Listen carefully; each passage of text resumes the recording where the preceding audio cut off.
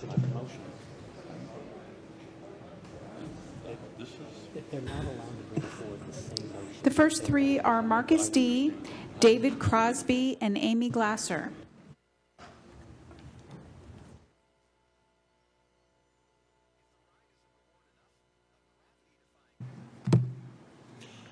Hello, I'm Marcus D. Many of you have seen me in here before representing other things. Tonight I'm here to talk to you about a specific RCW in our state. It is RCW 38.40.120. This nearly 100-year-old law is a law against open carrying of weapons while marching or organizing with those weapons or gathering with those weapons. I will read this to you quickly. This is an unchallenged law, by the way. This has been vetted. Authorized military organizations, 38.40.120. No organized body other than the recognized militia of organizations of this state, armed forces of the United States, students of educational institutions where military science is a course of, a prescribed part of the course of instruction, or bona fide veterans organizations shall associate themselves together as a military company or organize or parade in public with firearms, provided that nothing herein is construed to prevent authorized parades by organized militia of another state or armed forces of foreign countries. Any person participating in any such unauthorized organization shall be guilty of a misdemeanor. I have been alerted to an open carry group in our area representing Whatcom County and trying to normalize open carry, trying to recruit within Whatcom County, and attending our marches and demonstrations with loaded weapons, shouting about how much safer they're going to make us all if everybody here has a gun. These are loaded weapons. They're very clear about that. I've over the last 2 months, I have been in very good touch with the prosecuting attorney's office of Whatcom County. I've gotten a lot of help. I've spent hours inside the office hammering out what's going on with this law. What are these people doing in our county, in your city, and how are we going to proceed with this law? This law has been vetted through that office. This law has been I've been told by that office that, and through that after checking with ELFO, that this is going to be enforced in Whatcom County. So I'm not requesting it here. I am actually really demanding that we need to enforce this RCW. The fact that it's not getting enforced puts thousands of people in danger with loaded weapons. Anybody could take these people's weapons. It puts your officers in danger because they feel that they have no power to do anything about this. And that's just not right. That's not correct. In fact, it's your duty. As the leader of Open Carry Hammers, I thank you for your time. There's hundreds of us who will be at the Pride March, and so will they, I believe. I hope you're there and ready. Thanks.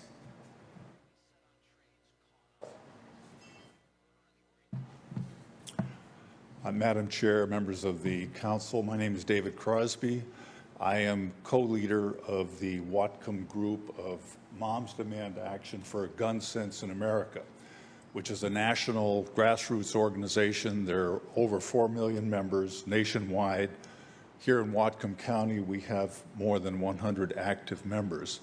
The group is dedicated to reducing the level of gun violence in our country. I am a retired attorney. I practiced law in Washington for over 20 years. On July 15, as Mr. D referenced, there will be a pride parade here in the city. On previous occasions, there has been a group styling themselves Open Carry that has come to the parade and marched with loaded weapons. This is provocative. It's intimidating to citizens who are out there to have a good time, and more importantly, it is a violation of the law. I think that in this day and age, it goes without saying that crowded public places, parades, are no place for loaded weapons. I urge you to instruct the permitting authorities to condition any permit that is granted to require that guns not accompany the permitted activity, or if that condition is not acceptable to the group, that the permit be denied. Thank you very much.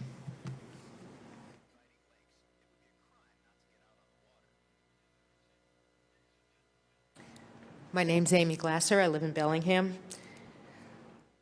The more I look around this town, the more I see every single corner just with somebody with a shopping cart, somebody who's homeless, older than absolutely everybody here and possibly older than everybody in this room. And I can just sympathize with the idea of carrying around your life in a shopping cart when you're 75 years old and you've got a cane or a walker also.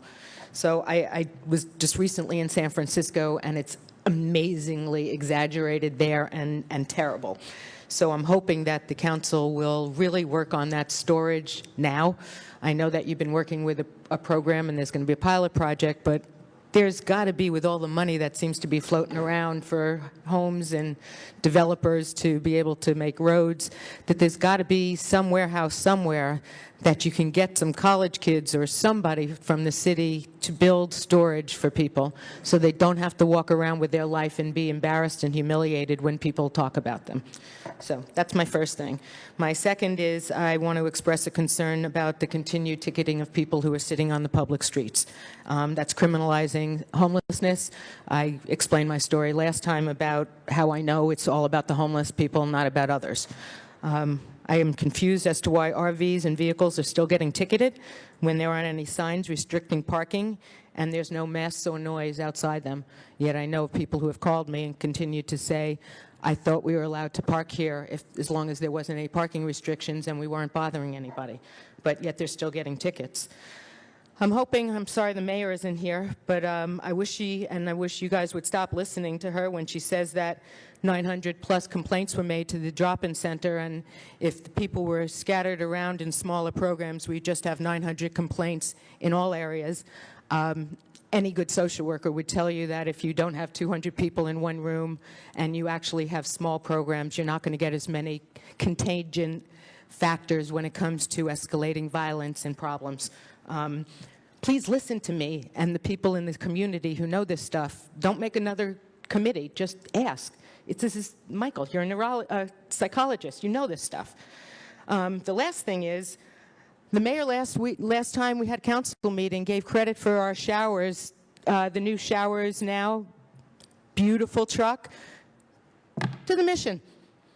I listened to the end of the recording because I left a little early, and she said, we're working great with everybody, and we're going to be hoping to put together some nice little shower program, and we thank the mission for the shower van they have now. For God's sakes, it was parked right out front, and it said Homes Now. I believe, and I don't need you guys to do it because you didn't say it, although you didn't correct her either, is that she needs to do a public apology to Homes Now.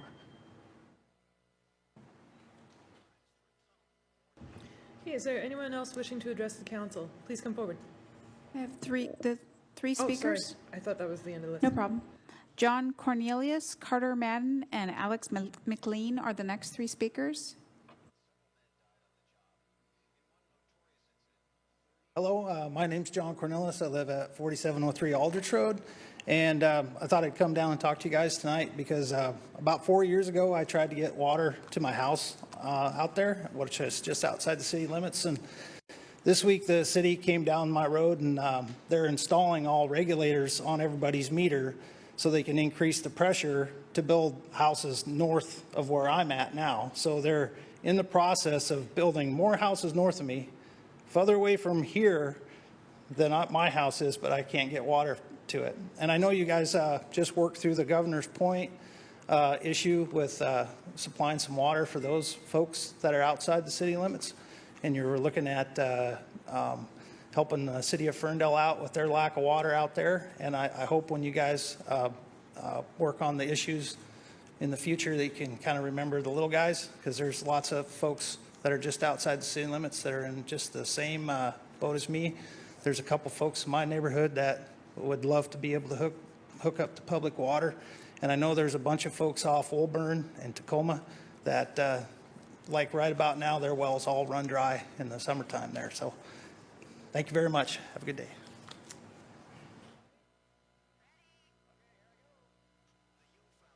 Carter Madden. Hi, my name's Carter Maiden. I live in Bellingham, and my concern, I wanted to talk to the council tonight, was about short-term rentals, because although it's difficult to follow what is happening with short-term rentals, because I feel like there's a lack of communication between the city and the people in the city about short-term rentals, and local media is kind of non-existent. But I understand there was some planning commission meeting today, or council meeting today, or work session, something about short-term rentals, and my neighbors came to me and said, hey, can you please go talk to the council about short-term rentals, because we have been negatively affected by short-term rentals in my neighborhood. The bottom line for me is I don't want businesses in my neighborhood. And that's kind of like exclamation point. I don't want businesses in my neighborhood. I don't care if it's like consistent with housing. What about, I've recently figured out there's an Airbnb, which was started during Mardi Gras in New Orleans, which you can just rent out your restroom. Your bathroom can be rented out. I'm thinking about maybe doing that during Ski to Sea. Is that okay with the short-term rental? Can I Airbnb my bathroom? Also, what about hourly rental? I think maybe some people might be interested in hourly rental. There is a website for hourly rental of bedrooms. Is that okay with the short-term rental? I don't want businesses in my neighborhood. There's also a dog rental, bark and borrow. So maybe I could rent my dog out in my yard, maybe hourly. I don't want businesses in my neighborhood. I don't want people renting their dog. I don't want people renting their bedroom. I don't want people renting by the hour, by the night.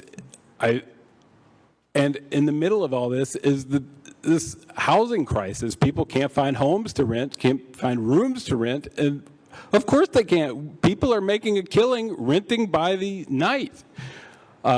I have a rental house in the Seahome neighborhood, which I could probably make a lot more money if I just rented it short term. But I don't want to do that because I don't want to do that to my friends in the Seahome neighborhood. So, point being, please do not allow short-term rentals in neighborhoods. It's a Trumpian thing. It's like, don't tread on me. Let me do whatever I want to do with my property. That's crazy. I moved here because it's a liberal town, not because it's a don't tread on me town. Let me do whatever I want to do to make money. So please do not allow private businesses to run in my neighborhood. Thank you. Last speaker is signed up is Alex McLean.